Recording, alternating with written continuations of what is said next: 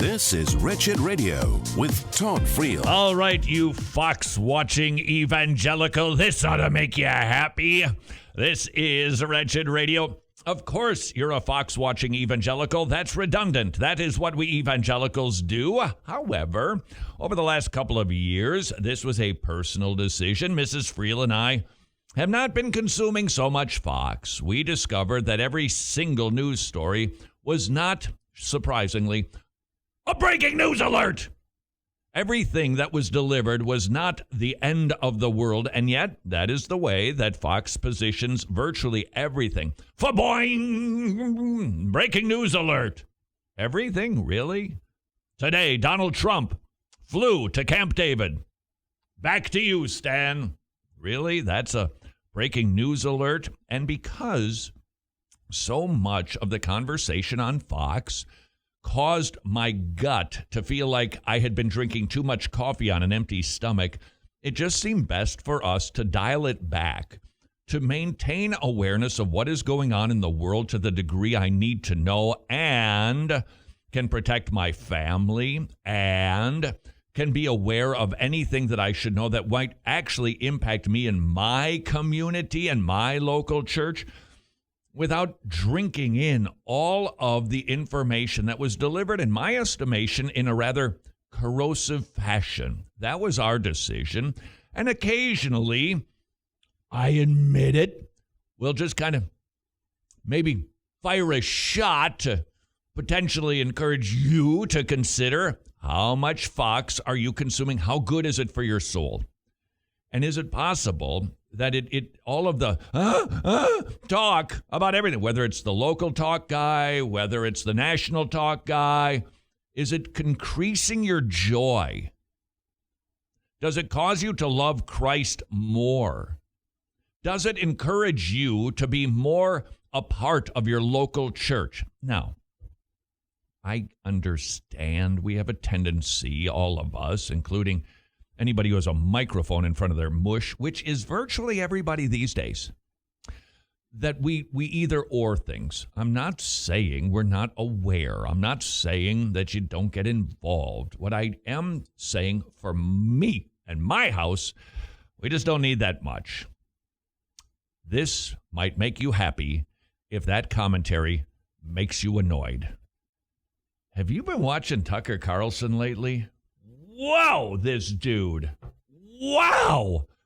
He is a study, this guy. And I would encourage you, I'm not saying that everything that he delivers in his opening monologue is sinless, because some of his snarks, wow, he's absolutely savage. But he sounds different.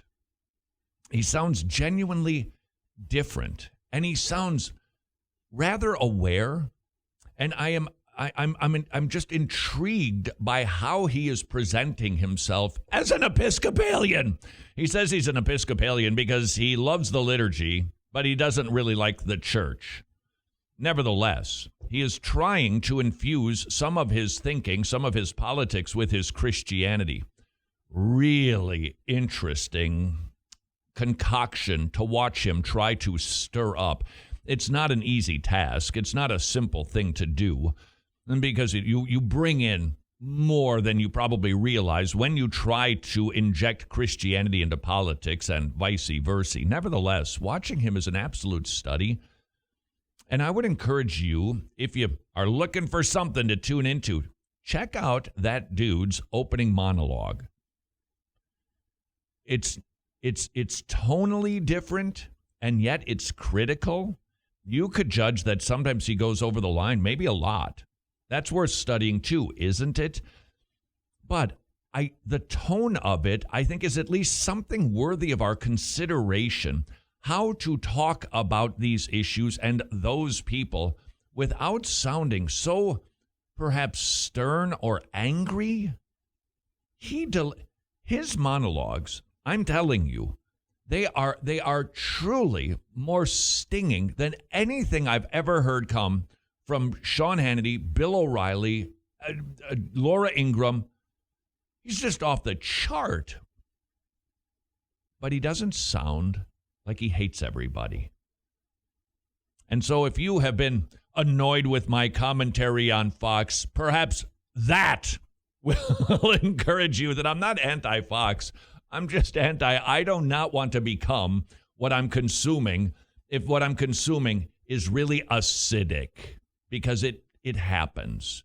And I think we could, I'm telling you, I think there's some things that we could study about a guy like Tucker Carlson to say, how do I present myself? How does the world hear me? And by the way, even as we strive to do so, I'm not sure it's going to help much. Recently, there was a statement that was signed by a number of theologians called the Philadelphia Statement on Civil Discourse and Strengthening of Liberal Democracy. Now, liberalism, you probably tend to think, oh, like Jimmy Carter, like high taxes. Well, I think the term liberal meaning more of a liberal ideology, an old school liberalism, a freedom-based liberalism. Not the Democratic Party liberalism, which isn't even liberal anymore. It is so far left. They signed a statement that basically said, hey, let's be nice. And a number of theologians signed this. This, by the way, is a very ecumenical document. It's very ecumenical in that you've got Roman Catholics, you've got Protestants. Well, this can't be right. Al Mohler is signed onto here. I didn't think he signed those things. Nevertheless, you've got Catholic University of America, you've got bishops, you've got Baptists.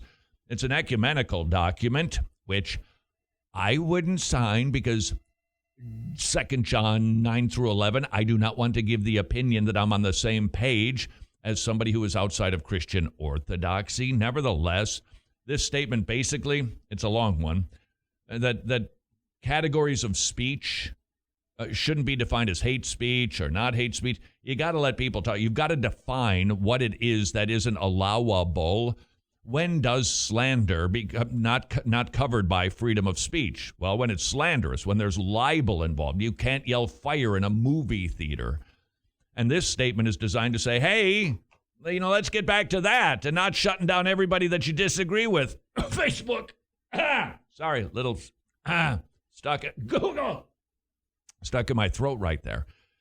I got to tell you, this statement is adorable. It's not going to work. This is not going to stop what is actually happening in our culture.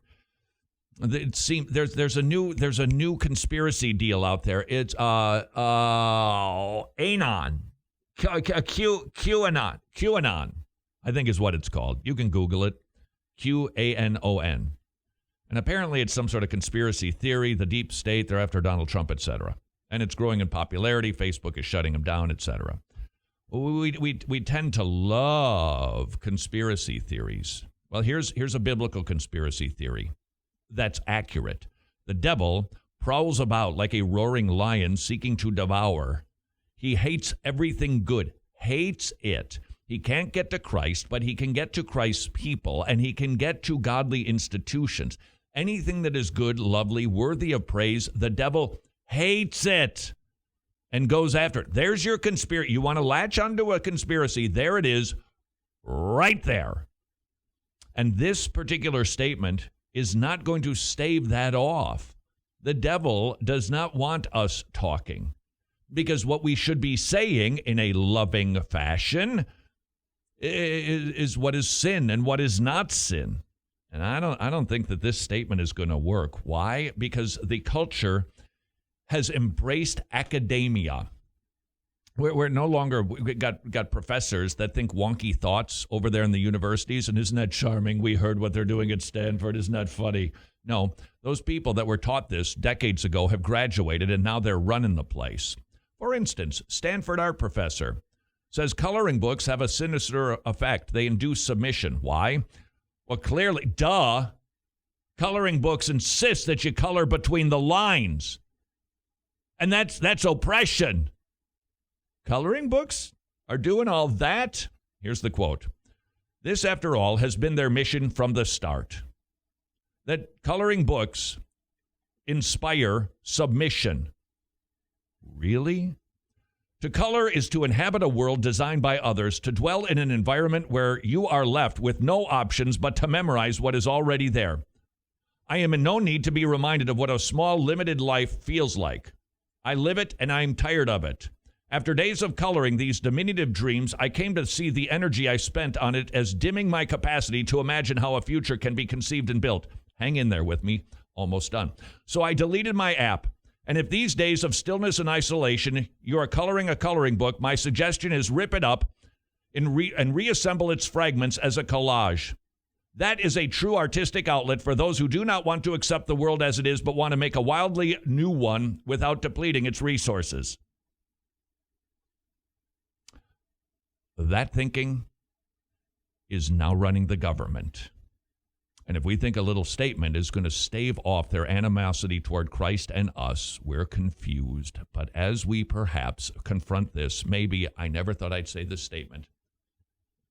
We can learn something from Tucker Carlson as we do. Until tomorrow, go serve your king. Good evening, my fellow totally depraved Americans.